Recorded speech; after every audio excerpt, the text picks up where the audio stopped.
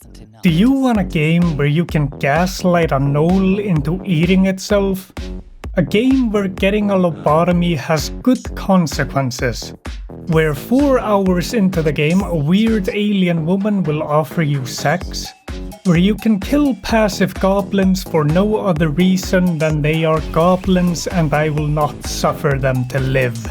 Where you have immense freedom and choice in how you deal with every situation.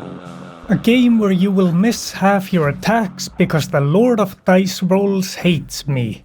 Well, this is that game. Baldurs Date 3. A game so good the Western game developers are crying about it on Twitter. That's probably the best advertisement a game could get. Premise. Alien Cthulhu people put bugs in your brain and then you and a group of other people are trying to get the bugs out of your brain. I'm skipping a lot of steps, but they don't matter. What does matter is the cute girls and boys who will compete for your love. Welcome to Baldurs Date 3, the only bug-infected brain dating show out there. Let's have a look at the contestants.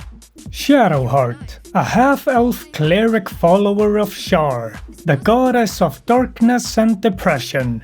So basically Shadowheart is a goth GF, but you can save her from her mental issues.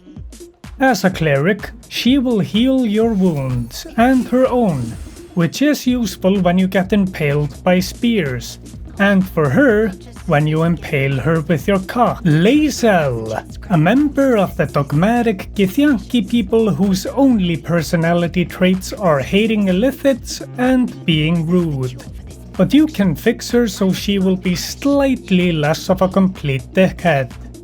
She may look weak, but as a fighter she can swing a great sword just as expertly as she can swing your great cock. Asterion. This pretty little twink rogue will disarm traps, pick locks, make great use of bows and knives, but he is a vampire, so he will suck your blood.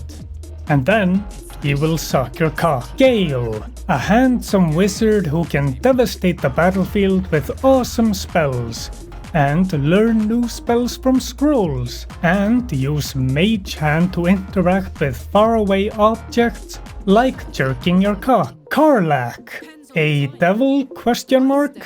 Barbarian who can crush watermelons between her thighs, and crush skulls with great weapons. She also has some form of British accent, which lowers her rankings. She also has an infernal engine which causes everything she touches to burn, so she will incinerate your cock. Halsin, a druid who can cast various spells but can also turn into a bear. So you can have sex with him in his bear form or his bear form. Cock. There's also Minthara if you feel like being evil.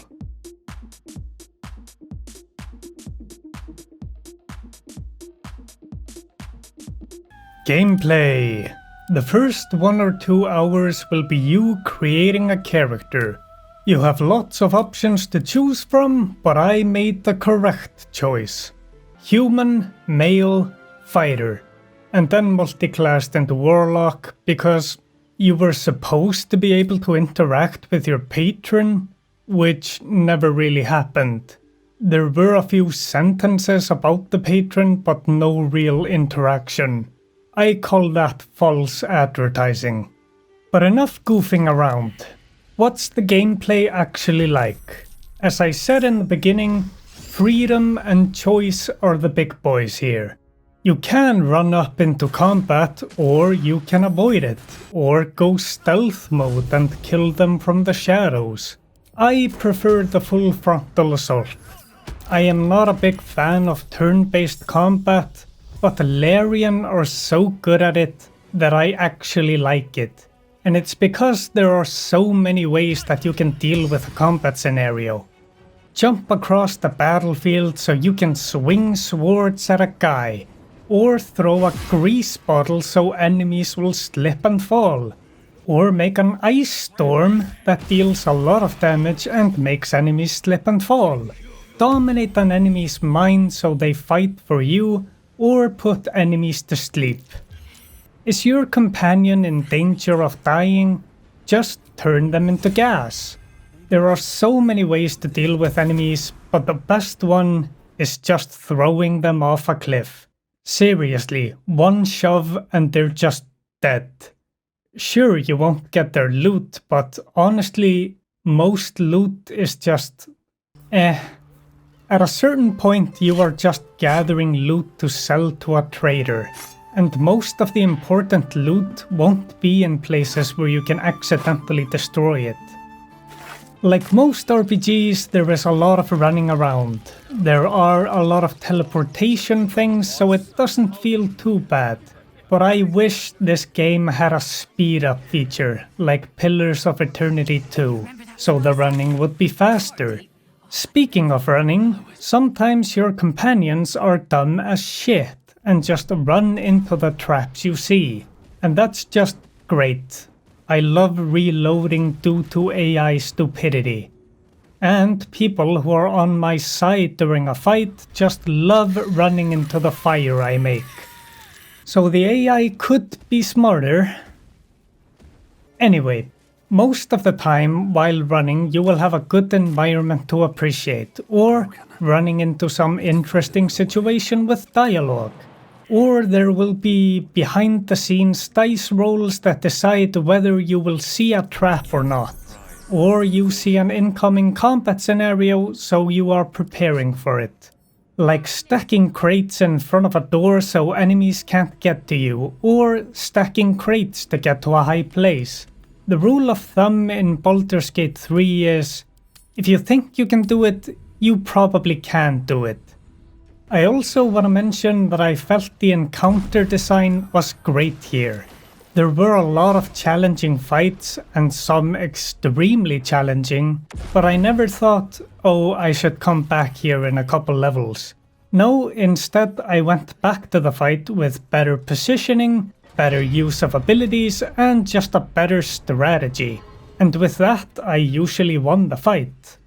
But I want to talk about some of the annoying stuff about the combat. I didn't like how little the healing spells actually heal. It's like tiny amounts and didn't really do much to mitigate how much damage I was taking. And later on it felt like I was just wasting a turn by making characters heal. But I did get better healing spells later on that actually did heal quite a bit more. But I didn't see them on the normal tab. I had to switch over to the cleric tab to actually see them, which feels weird.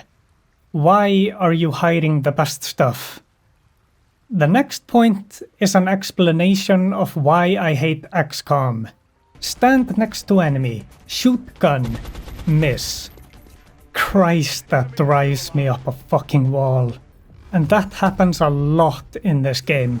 Even if it says I have a 90% chance of hitting, I still get that 10% that makes me miss. And that annoys you a lot more in turn-based games like this. At least to me, missing is a lot less annoying in real time with pause RPGs. There were also some bugs, like Asterion would start T-posing, and when that happened, if I selected him, I would get a black screen. But I could select another character with a hotkey, and I could fix it by saving and then loading that save. This ties into the healing stuff I mentioned earlier. I got pretty tired of the constant short and long resting after almost every combat encounter. I didn't feel it actually added anything to the game, it felt more like the fun tags. You had a fun little combat thing, now go to timeout. Still, I found the combat fun despite these annoyances. I have beaten the game at this point, and now YouTube is recommending a bunch of class build videos to me. That I'm like, god damn it, I need to play the game again to try this, or I should have re-specced one of my companions into this. But the game took me like 80 to 90 hours to beat, and I need to get back to my life. Seriously, so many different ways you can do stuff that no two playthroughs could possibly be exactly the same. And even if they are similar, they probably differ in a lot of ways. And that is also very apparent in the story. Story! All dialogue is voice acted and have those in-engine scenes. And I think in most dialogues you will have some choice that changes how the situation will play out. And almost all the big moments have some choice that will put your playthrough onto a different path. For example, the first act, you have three groups that are at odds with each other. The goblins, druids and the tieflings. You can choose to side with any of them or help them, and there will be many small choices you make that decides whether characters live or die. And some of them can have an impact on the story later. Or maybe, probably, you could just run to the next act. You will be under-leveled and get your ass kicked, but you can probably do that. Now, presentation. You can see that things look pretty, and dialogues have excellent voice acting, and different camera angles. And personally, I like the writing, and for big moments there will be a cinematic cutscene. It will be in-engine, but still very good, even if they are sometimes kinda janky. But when it comes to the camera angles in dialogue, I think it could have used more testing. There are several moments where the person who I was talking to was completely blocked by another character or my own armor, which is an immediate immersion killer. Characters were also weirdly quiet sometimes. This is due to surround sound, I think. And I usually only have one earbud in me, so the character was probably louder on the side which I was currently not hearing. But you can force audio to be mono. I don't think I ever ran into a character that I thought was badly written. They feel so fleshed out. Like there is a backstory that explains why they are the way they are. And that is actually the case with the companions. You learn a great deal about them and you begin to understand them. And then you can begin to heal them or exploit them. The most apparent way to see how different they are is when they react to your different choices. A lot of the time you will just see Karlach approves or disapproves. But sometimes they will voice their concerns and try to convince you to do something differently. Most of my favorite moments from the story involve the backstories of the companions and helping them overcome the villains in their story. And some of it got me emotional. I didn't cry or nothing, but I was like, damn bruv, that's sad. Or I was happy for them. One weird thing about the companions is that they were weirdly friendly with me, even if I did next to nothing to nurture that relationship. Like they will talk to me like I'm their best friend even if I leave them at camp most of the time. And suddenly they will be offering me sex and it's like, dude, I talked to you maybe 3 times. Cool off. Anyway, I felt like the story I got in the game was the result of my choices. There is probably a lot that's mandatory, but I never felt railroaded. Even if there probably is a lot of that. Sure, every player will have to go through some scenes, but I always felt like I got my variation of those scenes. A scene that fits my character.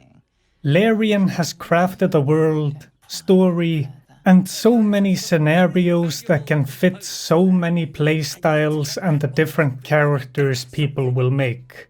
I played as a good character, but I can imagine that an evil character will probably have a very different experience. Great presentation, great writing, and great for role-playing. Although I did get annoyed at the dice rolls. It's a very persuasive argument, but unfortunately you rolled a 5. Still good though. Alright, I guess it can't hurt. Conclusion. With Baldur's Gate 3, the elephant in the room is those Western devs crying about it, saying that it's an impossible standard for other studios to follow. And sure, if you're a one-man indie studio, that's true, but if you are a AAA or AA studio, you can absolutely follow this standard, because it's just a good game that does its best in the genre it is in, and doesn't have a cash shop, or microtransactions, or an avalanche of DLCs. It's just a great and complete video game that you pay for once, like we used to get all the time before the industry fell into laziness and greed. Baldur's Gate 3 is fantastic, and sure it has flaws, like sometimes the AI takes a long time to think in combat. But that isn't down to the design of the game, that's just the coding or a lot of calculations happening or something, I don't know. It's a technical issue, not a design issue. And this game is very well designed, aside from the annoyances I mentioned earlier. I recommend the game, and I'm probably preaching to the choir because this game is very popular right now. And as someone who loves CRPGs, I really hope this inspires people to make more of them, and for the industry to show consumers the same respect that Larian showed. But the most unique part about Larian is that it has a CEO that actually cares about gaming. It's a great game, buy it, and try Larian's Divinity games if you want more like this. The combat there had a lot more environmental stuff than Baldur's Gate 3. If I remember correctly, I had a build in Divinity Original Sin 2 that was basically an oil mage warrior, and I would just spread oil on all the enemies and then set it on fire. Those games are also great. But Baldur's Gate 3 is their only game where my girlfriend caught me in bed with a digital woman. Thank you for watching. I try to only review games that are good and I enjoyed. So subscribe for more of that. And have a great day.